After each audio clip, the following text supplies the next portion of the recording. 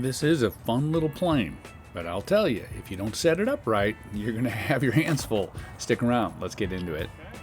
The Brewster F2A Buffalo. This is the V2. This was out a while ago. They made some enhancements to this simple 36-inch wingspan belly lander using 3S 2200s. I mean, it just throw it in the car, go to the field, throw it, and the thing just flies. And I'm going to go into a lot more detail, obviously. Next up, we're going to go through kind of all the pieces and parts, assembly. I'll go into setup, show you some flying examples, and hope you get something out of it. If you have any questions, leave a comment. Let's take a look at the parts. This little Buffalo is pretty simple. We have a glue together tail section. I had already pieced some of these parts or dry fitted some of them, but that horizontal stabilizer just slides in place with some little glue. Plenty of room in the battery compartment for 2200 and your receiver, make it look nice. And then you have the wing. It's a 36-inch wing. It's a pretty small plane, super lightweight, by the way.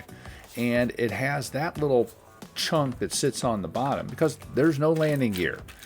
It's hard plastic on certain parts of that foam piece, which enables you to not scratch up and beat up the bottom of your plane when you land it. It has those little covers for the servos and your typical bag of parts. Let's get around to assembling this thing. First, we're going to glue on the horizontal stabilizer.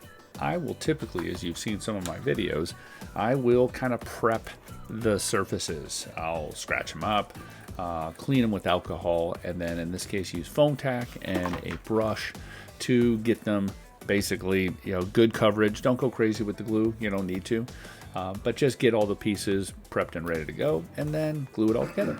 Next, let's attach the wings.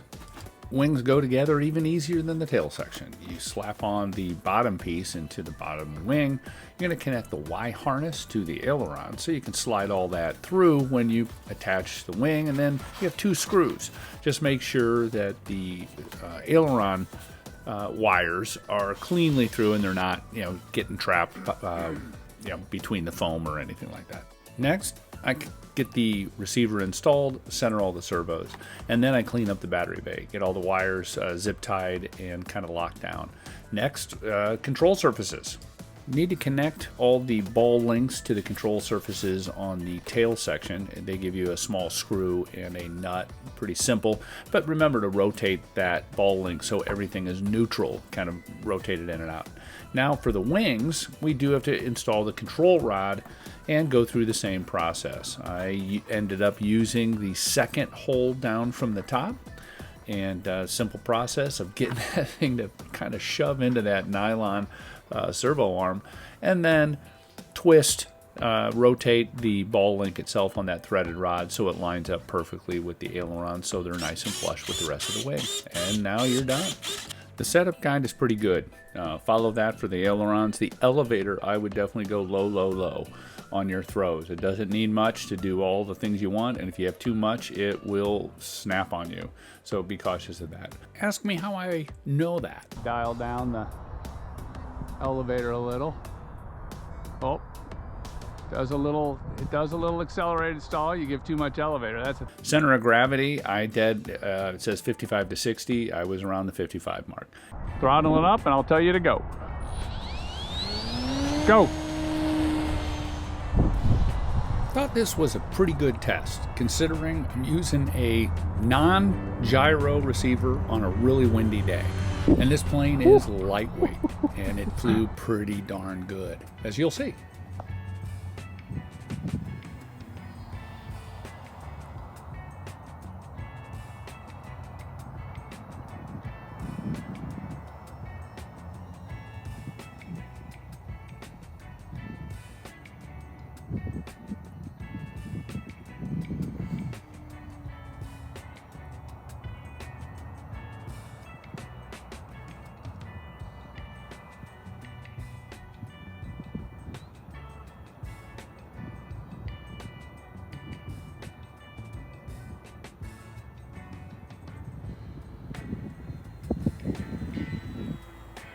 She will fly pretty slow. Now, I was going into about a 12-mile-an-hour headwind there, but absolutely she'll fly slow.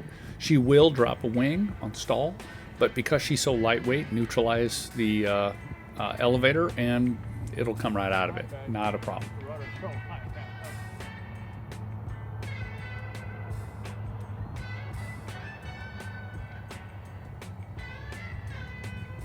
This plane can be flown at quarter, maybe 2/3 throttle and cruise around for, I think, 8 to 9 minutes. It is incredibly efficient on that 3S 2200.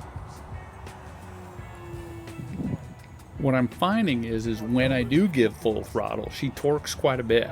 Again, the plane is really light and it's short, and I think that might have something to do with it.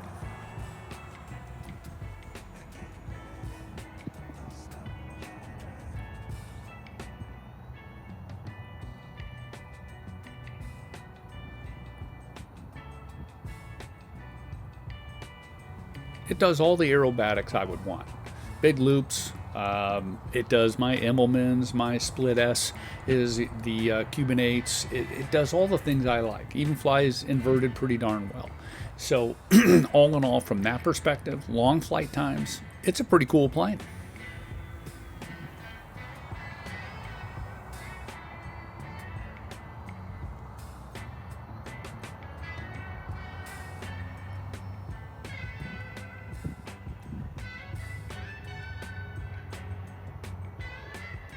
If you're looking for that small, lightweight, fun kind of plane where you can just toss in the car and go and not be too serious about it, this is a good one to have. I don't recommend this as a beginner plane, of course, because it is a little sensitive. Would it have benefit from a gyro? I think so, especially today, in the flight that I'm showing here. I could have used that. I think it'll smooth it out a little bit. But all in all, great plane. There's a link in the description below that'll take you to Hobby King's website. If you have any questions, please shoot me a comment. Thanks. Appreciate it. Have a great day.